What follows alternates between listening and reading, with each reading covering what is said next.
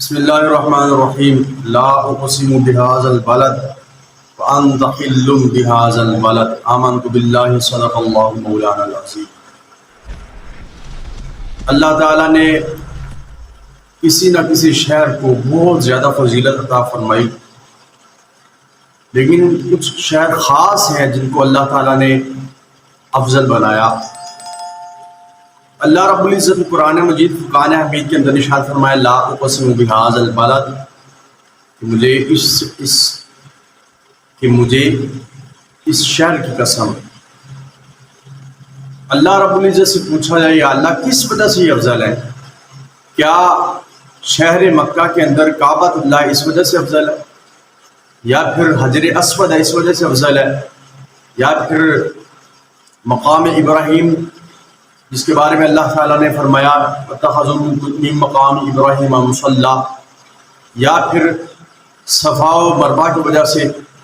جس کے بارے میں رب کائنات نے قرآن مجید فرقان حمید کے اندر ارشاد فرمایا ان الصفا والمروہ من شعائر اللہ، کہ صفا اور مروہ اللہ کی نشانیوں میں سے نشانی ہے۔ یا پھر اس شہر کے اندر وہ مقام، وہ گھر موجود ہے جس کے اندر حضور علیہ السلام کی پیدائش ہوئی، یا پھر اس وجہ سے مشہور ہے کہ اس شہر کے اندر مینا، مزدلفہ اور عرفات کا میدان ہے۔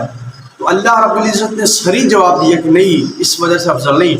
نہ ہی اس وجہ سے افضل ہے کہ اس کے اندر کعبہ ہے، نہ ہی اس وجہ سے افضل ہے کہ اس کے اندر حجر اسود ہے، نہ ہی اس وجہ سے افضل ہے کہ اس میں مقام ابراہیم ہے، نہ ہی اس وجہ سے افضل ہے کہ اس شہر میں صفا و مروہ ہے جو کہ میری نشانی میں سے ایک نشانی ہے، نہ ہی اس وجہ سے افضل ہے کہ اس شہر کے اندر وہ گھر موجود ہے جس کے اندر میرے حبیب کی ولادت ہوئی، نہ ہی اس وجہ سے افضل ہے کہ اس شہر کے اندر آب زمزم شریف کا کنواں ہے، نہ ہی اس وجہ سے افضل ہے کہ اس شہر کے اندر مینا، مزدلفہ اور عرفات کا میدان ہے۔ یا اللہ بتا کس وجہ سے افضل ہے یہ شہر، کس وجہ سے افضل ہے؟ تو اللہ رب العزت نے فرمایا وَأَنْتَ حِلٌّ بِهَذَا الْبَلَدِ، اس لیے افضل ہے کہ آپ کا مسکن یہ، آپ کے ادھر پاؤں لگے ہیں حبیب صلی اللہ علیہ وسلم، اس لیے یہ افضل ہے۔ تو کسی نے قاضی ایاز مالکی رحمۃ اللہ تعالی علیہ سے پوچھا کہ مکہ افضل ہے یا مدینہ؟ تو انہوں نے فرمایا کہ اللہ رب العزت نے قسم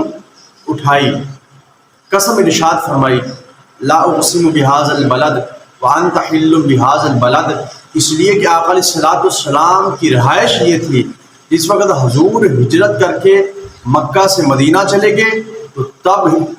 قسم بھی ہجرت کر کے مکہ سے مدینہ چلے گی، لہٰذا مدینہ افضل ہے۔ بے شک مکہ کی فضیلت کے بھی بہت سے دلائل ہیں، مدینہ کی فضیلت کے بھی بہت سے دلائل ہیں۔ تو شیخ محقق شاہ عبد الحق محدث دہلوی رحمۃ اللہ تعالی علیہ آپ فرماتے ہیں کہ میں نے مکہ کی فضیلت کے بھی بہت سے دلائل سنے اور مدینہ کی فضیلت کے بھی بہت سے دلائل سنے، ادھر بھی بہت سے دلائل ہیں، ادھر بھی بہت سے دلائل ہیں، لیکن قسم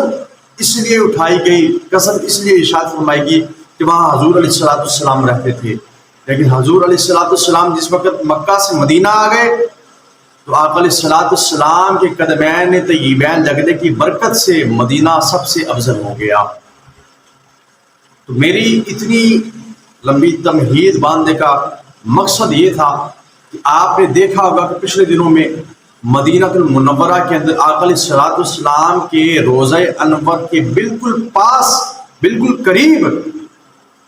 بادشاہوں کی گاڑیاں لائی گئی، اس کے اندر جلسہ کیا گیا، ایک دوسرے کو ٹرافی دی گئی،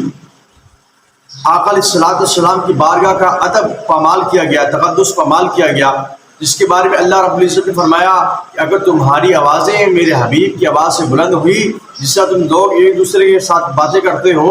تو تمہارے اعمال اس طرح میں ضائع کر دوں گا، اس طرح حبت کر دوں گا کہ تمہیں معلوم ہی نہیں ہوگا، تمہیں شعور نہیں ہوگا۔ تو ان کے اعمال کدھر گئے،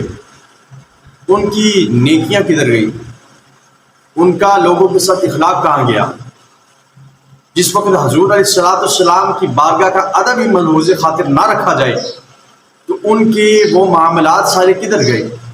جس کے بارے میں کسی نے کہا تھا کہ ادب کا حیث زیر آسماں از عرش نازک تر، نفس گم کردہ می آیت جنید و بایزیدی جا. یہ حضور علیہ السلام کی بارگاہ، جس جگہ پر آقا علیہ السلام کی تربت انور ہے، وہ جگہ اللہ رب العزت کے عرش سے بھی افضل ہے. اس جگہ پر اگر جنید اور بایزید بستامی جیسے اللہ کے ولی آتے ہیں، وہ بھی اپنے سانس گم کر کے آتے ہیں کہ ہماری سانس نہ اونچی ہو جائے. اگر سانس بھی اونچی ہو گئی تو ہمارے اعمال ضائع ہو جائیں. جبرائیل امین علیہ السلام جب اللہ کی بارگاہ سے حضور علیہ السلام کی بارگاہ میں تشریف لاتے تھے، حاضری دیتے تھے، تو اس وقت بھی بہت زیادہ ادب کا خیال رکھتے تھے. کہیں میری ساری نیکیاں ضائع نہ ہو جائیں، کہیں میں روندا نہ جاؤں، کہیں میں رد نہ کر دیا جاؤں. تو وہ بادشاہ عرب، جس کی بارگاہ میں، بلکہ بادشاہ عرب نہیں کہوں گا، بادشاہ کل جہاں، جن کو اللہ تعالیٰ نے ہر جگہ کی بادشاہی عطا فرمائی، ان کی بارگاہ میں اگر کوئی جائے تو اپنا سانس بھی گم کر کے جائے. لوگ وہاں پر جوتیاں ڈال کے نہیں جاتے، ادب کا خیال رکھتے ہیں. لیکن یہ مکمل گاڑیاں لے کے جا رہے ہیں. حضور علیہ السلام کے روضہ انور کے بالکل پاس نیچے میں یہ ویڈیو چلا رہا ہوں، آپ دیکھ رہے ہیں وہ کس طرح جرت کر رہے ہیں حضور علیہ السلام کی بارگاہ میں. منافقین اس طرح جرت کیا کرتے تھے، سوال کیا کرتے تھے. لیکن آج یہ عربی لوگ ادب کا خیال نہیں رکھتے. اللہ تعالیٰ انہیں ہدایت عطا فرمائے اور ہمیں اپنی ہدایت پر استقامت عطا فرمائے، اور آقا علیہ السلام کے ساتھ ٹوٹ کر محبت، پیار اور مودت کرنے کی توفیق عطا فرمائے، اور ان لوگوں کو ہدایت عطا فرمائے.